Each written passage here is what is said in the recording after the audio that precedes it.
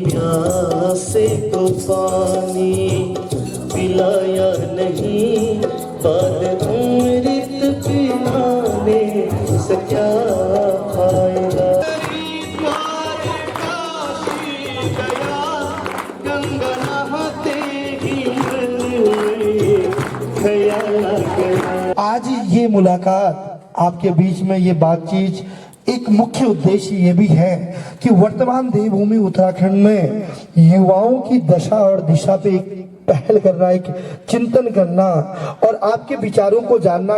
इस समय हिंदुस्तान की अगर बात करें, अगर विश्व पटल में भारतवर्ष की बात करते हैं तो भारत एक ऐसा देश है जो विश्व के लिए एक आदर्श राष्ट्र के रूप में, एक युवाओं के लिए आदर्श राष्ट्र के रूप में आज पूरे विश्व में स्थापित है।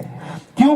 क्योंकि ऐसा देश जहां चाइना या इंग्लैंड की बात करें, अमेरिका या जापान की बात करें, उनके पास बहुत कुछ है, उनके पास पैसा होगा, टेक्नोलॉजी होगी, लेकिन उनके पास युवा नहीं है। अगर युवा धनी कोई देश है तो हिंदुस्तान। अगर विश्व में युवाओं के मामले में कोई देश का नाम लिया जाता है तो भारतवर्ष का।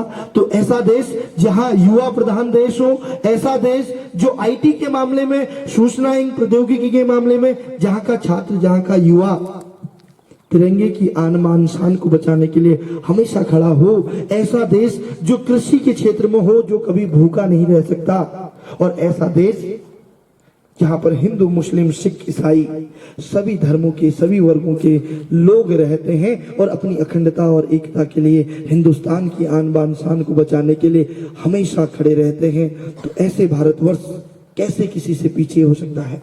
जाता है वो दुनिया को जीतने का हौसला रखता है, और जो अपने माँ बाप का कद्र कर जाता है तो विश्व में एक नया इतिहास रच जाता है।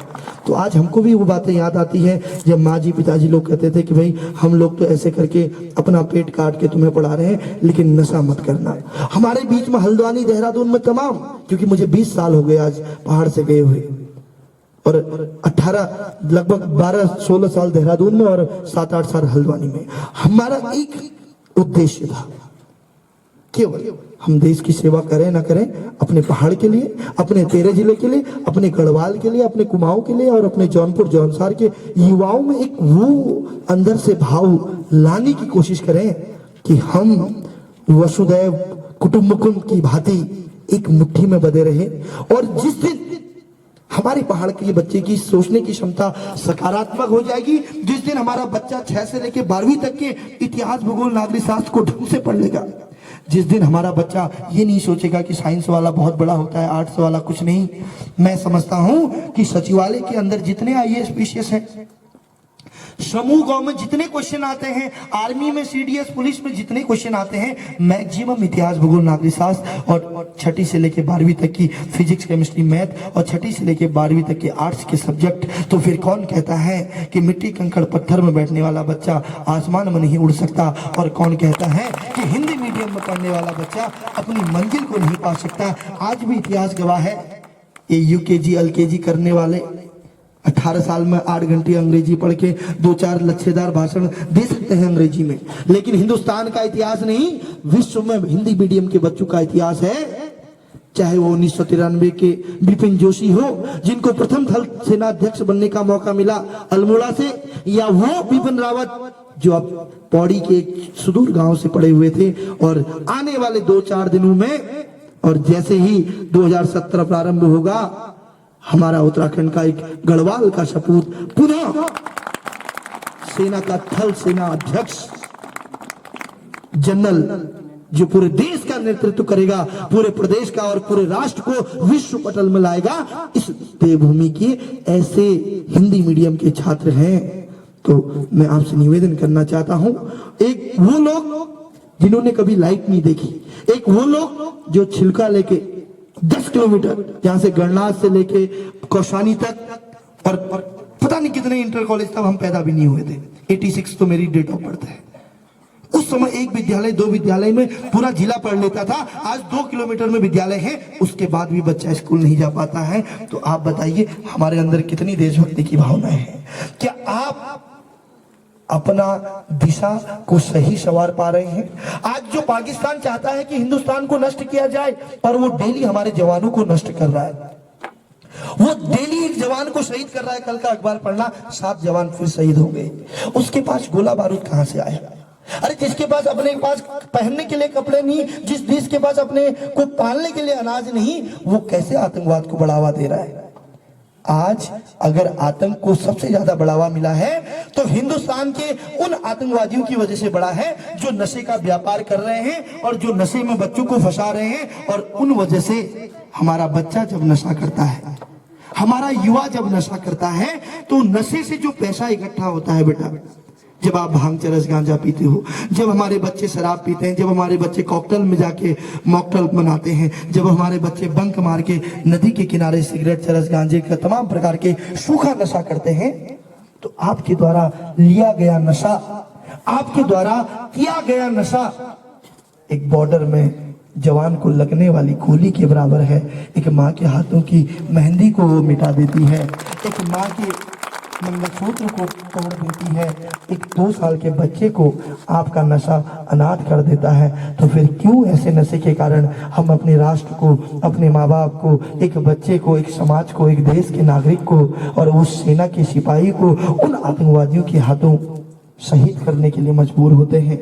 तो क्या आपने कभी सोचा कि ऐसा देश, ऐसा देवभूमि उत्तराखंड, जहां का युवा हर क्षेत्र में आगे है, अगर वो अपने आप को व्यसन मुक्त रख ले, मैं कह रहा हूं कोई जरूरत नहीं, अगर डॉक्टर, IAS, PCS नहीं बन पाते हो तो सबसे पहले नेक इंसान बनने की कोशिश कीजिए। सबसे पहले अपने फिजिकल के बारे में, सबसे पहले अपने मेडिकल के बारे में, सबसे पहले अपने मम्मी पापा के बारे में और अपने गुरु की सम्मान करने के बारे में सोचिए। ये 6 साल दो जीवन में कभी लौट के नहीं आएंगे। आज 16 साल का जो बच्चा है वो देश का नेतृत्व कर सकता है।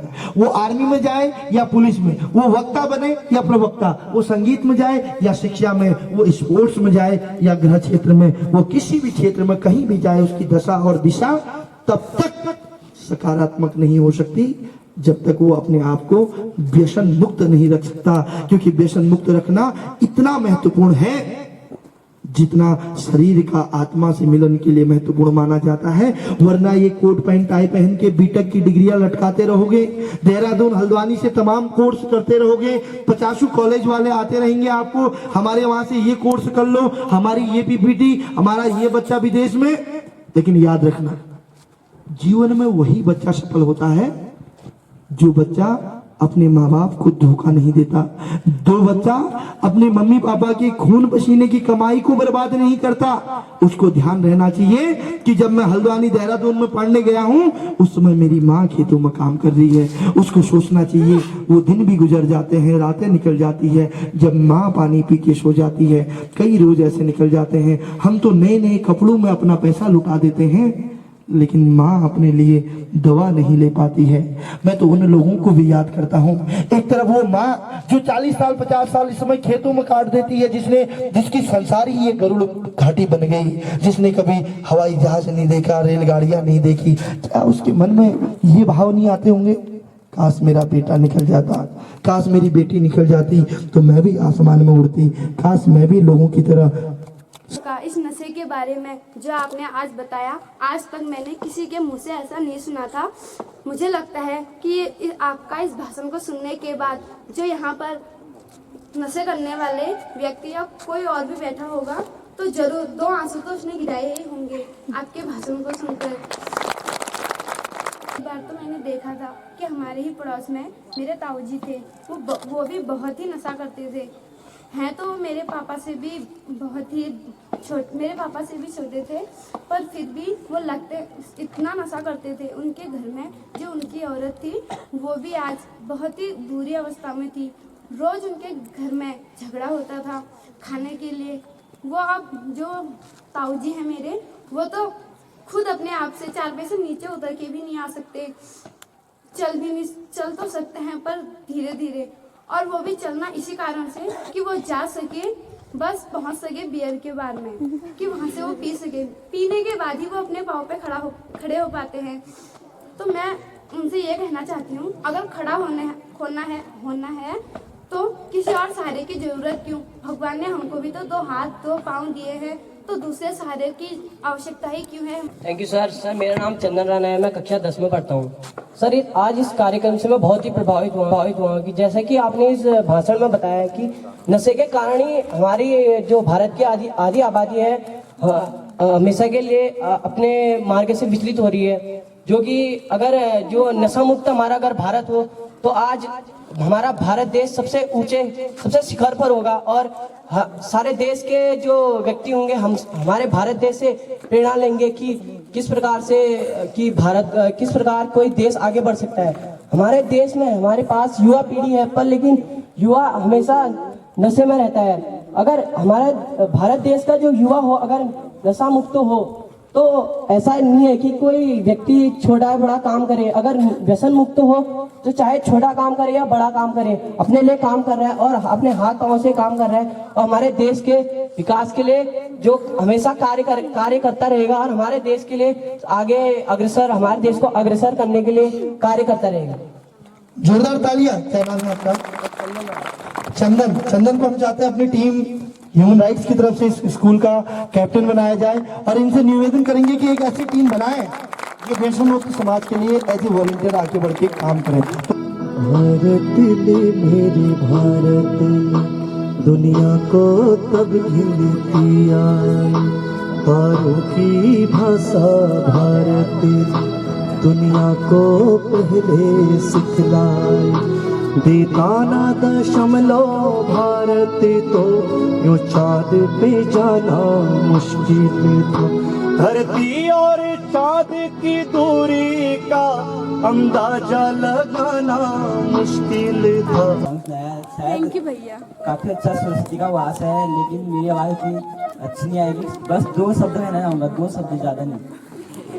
10 रुपए कमोनी पियोनी सयाबा, 10 रुपए कमोनी पियोनी सयाबा, कहाँ कस चलो जहान हाय हाय रे खराबा, कहाँ कस चलो जहान हाय हाय रे खराबा, काला काला अगर कोई टैलेंटेड डांसर भी हो तो हो सकता है आपकी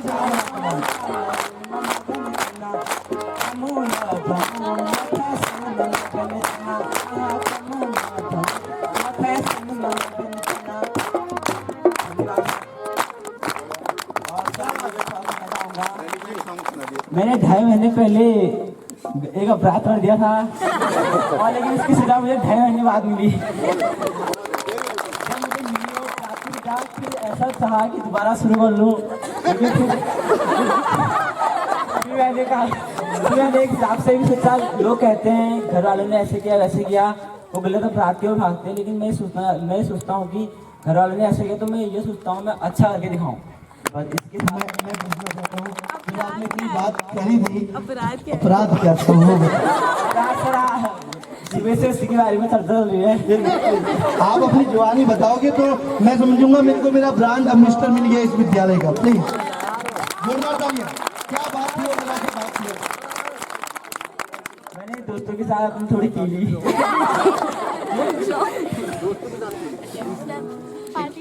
आप क्या कहना चाहेंगे उन दोस्तों से जो अभी भी पीते हैं? मैं ये कहना चाहता हूँ ना, बस वही मेरी बात वही है जो पहले कह ली, मैं थोड़ी सारांश में बताऊंगा। लोगों के घर वाले ऐसे करते हैं, वो बेटा सोचता है घर वालों ने ऐसे कर लिया, हम ऐसा करेंगे और बिगड़ेंगे और पियेंगे, लेकिन ये करके दिखाना, मैं सुधर के दिखाना है, वो भी तो कर सकते हैं हम।